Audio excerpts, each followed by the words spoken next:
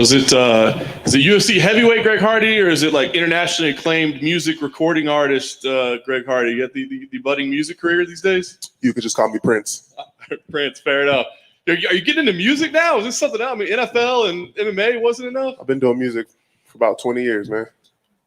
I think I dropped one when I was with the Cowboys. I dropped one before that. And now that I am a part of the lovely UFC, who does not care what I do as long as I represent the wonderful brand in the right way, I'm able to express myself freely like Americans should be able to. Awesome. I got a discography to catch up on then. Let's talk about the last one. Obviously, things didn't go your way there. Kind of a frustrating result. What lessons? I know you're kind of learning at this game on the job. So what lessons did you take out of that one?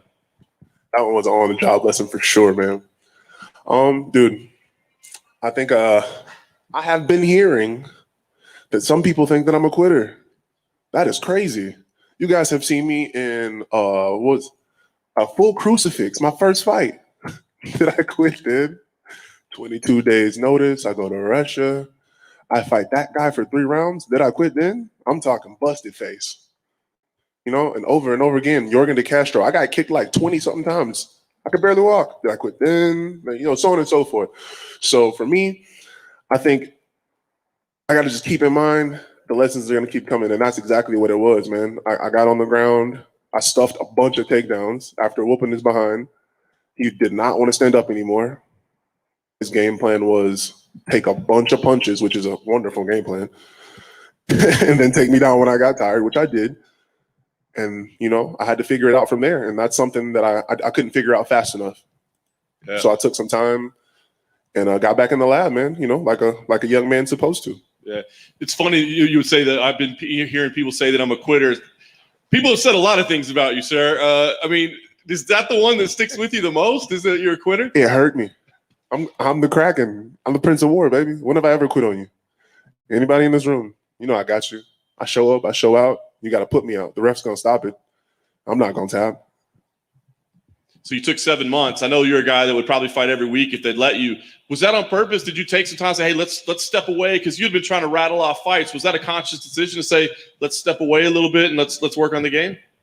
Once you're tied for the most active heavyweight in the world, you kind of get no, I'm kidding. It was 100% on purpose, man. Like I was saying, once I hit the ground, it was a problem of solving the situation, solving the problem. And I couldn't do that. And that was the issue for me. And throughout my career, even when I was in that crucifix, I knew the answer. I just had to get to it. And when I couldn't get to it last fight fast enough, I knew that moment I was like, yo, it's time to take a break. It's time to go back to the lab and find the answers. There's something that we missed. So they come to you with this matchup after that, right? It sounds like you're talking about like technically improving and getting smarter, but then they put you in a guy that's just probably going to stand and brawl with you, right? Like this is like, it seems like an old school heavyweight fight. So what did you think when this was the matchup they presented with you? I asked for it, man. I called him out. I was like, let's do it, because I mean, honestly, this is a business, and in a business, you got to have that turnaround fight. And I feel like from my perspective, I was thinking about myself for one, and secondly, the fans, man. All right. We've had one where we're going to challenge Greg Hardy. We're going to see what he can do. I failed. Happens. I knew that this was going to be my journey from the beginning. It was going to be a little bit rougher than everybody else's. And now it's time to entertain these guys. It's time to come back with the full. And at the end of the day, what guy haven't you seen come in there and try to take me down? Everybody talks like he's going to knock me out. Greg Hardy's a villain. I'm going to put his face on the pavement and bounce it off of it and blah, blah, blah. And then they go surfing for shoelaces, just nose diving. So I still think it's going to be up in the air fight. And I talked to some guys earlier and I was like, I'm here to be a mixed martial artist, man. So I am approaching this fight ready for whatever, but I took it knowing that I'm here to entertain, man. And we need to get back to that real quick before I go chase this gold.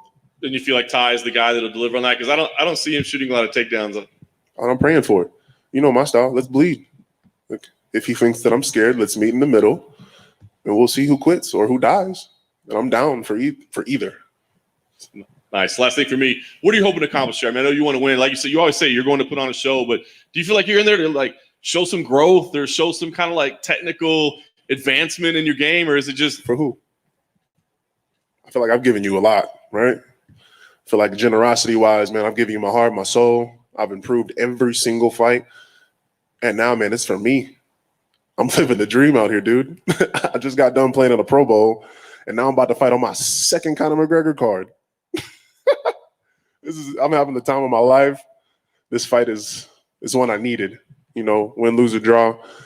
I'm about to go out there and put on a show. I'm gonna give you everything that I got, and if it's not enough, we're going back to the lab. But I'm pretty sure it's gonna be enough. Great. Yes, sir. I'm curious, do you feel like you're ahead of schedule or behind schedule in terms of where you thought you would be when you came into the UFC? It's a crazy answer. I'm ahead of schedule, but it's not enough. What are the touch points that you use to mark? Like, are there things that you point to that say this is why I'm ahead? Growth, diversity in my ability to manage my martial art archive. I have all these things that I've been learning over the years and months of grueling practices. And when I get into the octagon, my ability to call upon them, use them meticulously in the right time is how I gauge that. And last fight, I showed a lot of growth, from just the fight before it. Managing my systems was not one of those places of growth. So I would say that's the thing that, makes it not enough. There is so much more to go. But as far as being in 3 years of learning how to throw a punch, learning what an underhook was, we're so far ahead of schedule, man. When you came in, the expectations were so high on you because of what you had done in the past, right? Pro Bowl, NFL player, and such an elite athlete. But what advice do you give to others that look at this? Is patience the number one thing? Because no matter how great you are at basketball or football, it's a different thing when you're standing there in your underwear with a guy trying to punch your head off. Patience and managing your expectations. It is very hard to live in this world when people love, like my man said, they love to talk about me. And it makes me want to be so much better and go so much harder, so much faster. But you really do have to take your time. You really do have to take your lumps. And you really do have to understand that this is a process and you need to go through that process if you want longevity. Of the guys you beat, I don't think anybody you beat is still in the UFC. So I don't know if you're beating them so bad you're knocking them out, right? But the guy, and then they're putting. It seems like you're getting different kinds of opponents. Volkov, a really elite guy that you're facing, albeit on short notice, and then guys that are maybe UFC debuting. Do you want to get more on a consistent basis where everybody you're fighting is on that level, and that you're fighting guys that are in the top 10 or 15, and not just this up and down that you've had? Managing expectations. 2 fights ago, we were just talking about, hey, is Greg Hardy still in the league? Is he going to fight somebody that's good? Is he going to? And 2 fights before that was, well, Greg Hardy's not fighting anybody. He's fighting trash cans. And 2 fights before that, it was, can Greg Hardy fight? So I just feel like, man, it's been a short run since, not this last January or last whenever it was, 2 Januaries ago when we were walking into New York and everybody was like, why are we letting this guy fight? Like I said, I'm exactly where I need to be, man. And it really isn't up and down. I'm fighting people that have better records than me, that have more experience than me, that have more ring time than me, that have fought weaker opponents than me. And I'm overcoming. I'm the underdog in every one of these situations. And last thing for me, Greg, or Prince, I guess I should say. Please and thank you. You got it.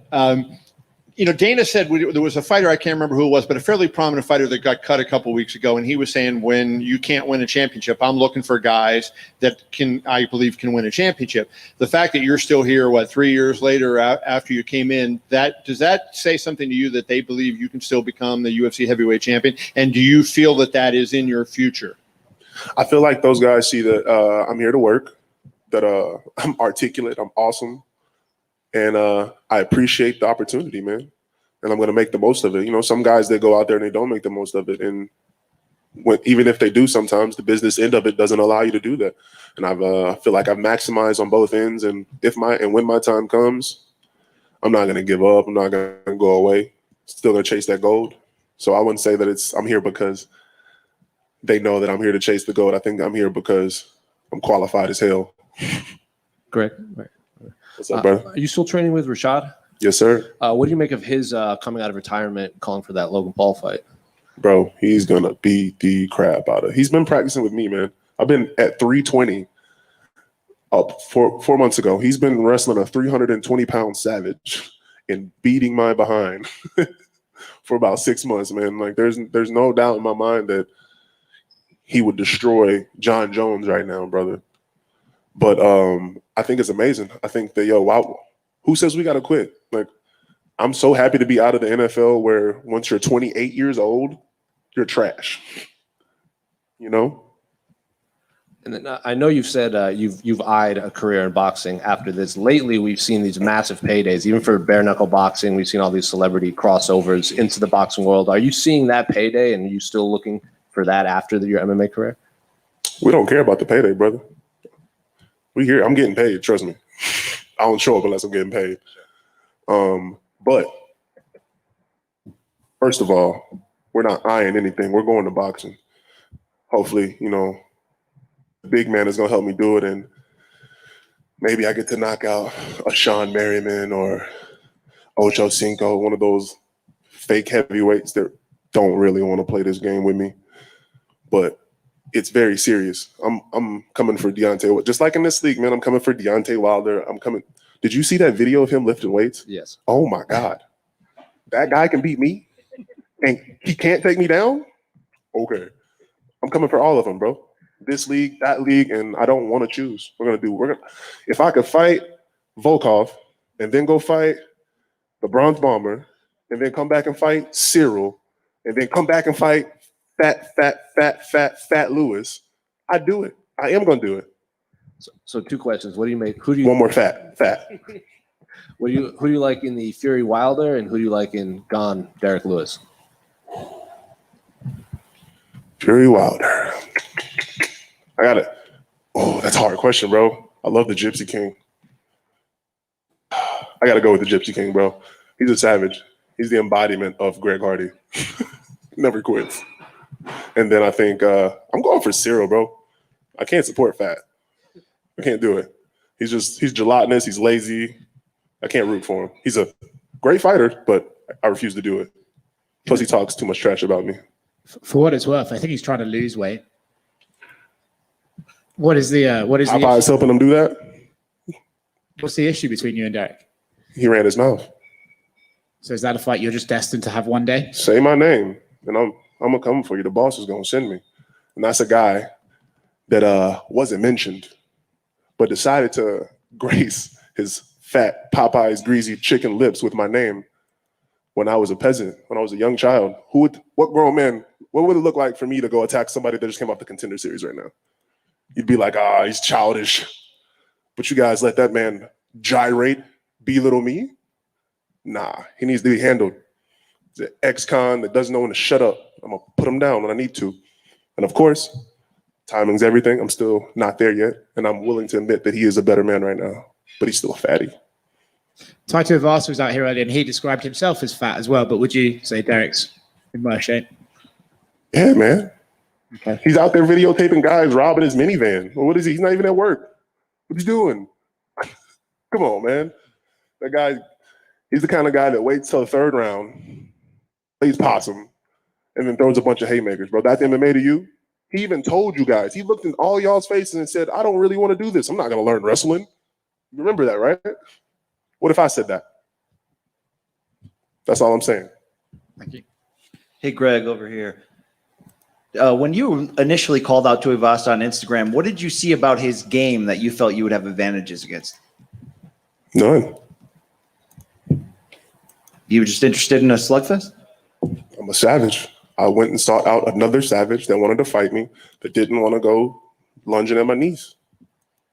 He's a different kind of savage, though, with the whole spitting in the shoe and drinking out of it. I'm looking for your reaction to that practice. No, bro. I'm hygiene. We ain't drinking. You know what? If I bounce his head off the octagon floor and he offers me a shoey, I'll sip it out of camaraderie. But that crap's nasty. Shout out to Australia. I respect what you guys do. That ain't how I roll, though. That's gross. You mentioned the criticism that you've taken at different times by the media. Do you keep specific receipts either for motivation or to want to come back at the end and prove people wrong? No, that quitting thing just hurt me. I literally just heard it yesterday. I was like, and it wasn't even the fact that I think Tai Tuivasa said it. And then some of the other DC actually said it. He was like, dang, did you? No, like the fact that he asked the question, I was like, what?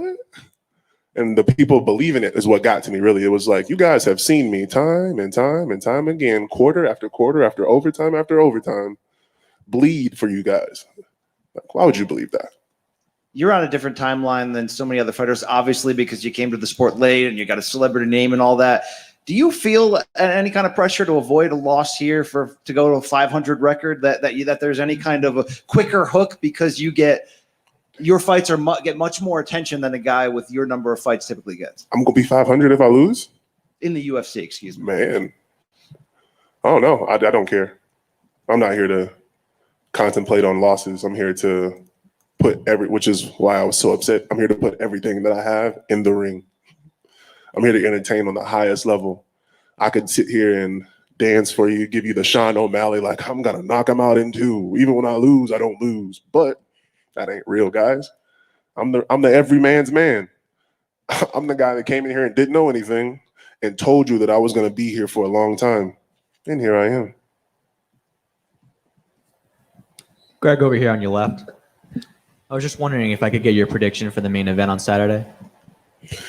I want to say McGregor so bad, bro, just because I'm a McGregor fan, but I'm formerly a part of the ATT gang, man, and Dustin Poirier is a savage, so we got to go with Poirier. Did you have any insight into his camp at all preparing for this? Nah, I haven't been to ATT in a while. Left there a year and a half ago, so haven't really had any contact with that guy or the gym or his coaches or anything like that. And we've talked a lot about your desires to transition over to boxing eventually. When we talked to Tai Tuivasa earlier, he kind of laughed off the idea of you competing at a very high level in boxing. I just want to get your thoughts on that. Like y'all did when I wanted to fight in the UFC. Don't listen to that guy, man. He drinks beer out of a shoe, bro.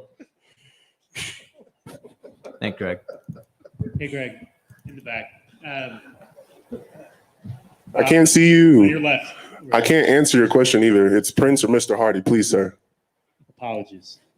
Mr. No Hardy. problem. Yes, sir. A big part of the fight game is promotion and marketing. Obviously, you're making fun of Sean O'Malley, but it's a big part of McGregor. What got him onto this big stage. And I'm curious how much you think about using the perception of yourself as a villain to that end, like for promotion and marketing purposes. I'm not a villain. I'm well spoken. I'm pretty.